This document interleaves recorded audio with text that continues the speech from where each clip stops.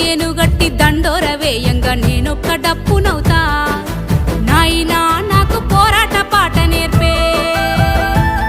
ఓ అవ్వా కాలి గజ్జలు గట్టి పంపే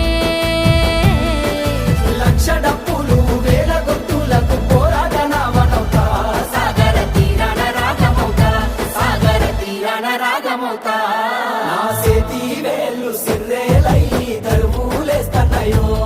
నా గొంతులో కొత్త రాగం పుట్టి గానం చేస్తన్నదో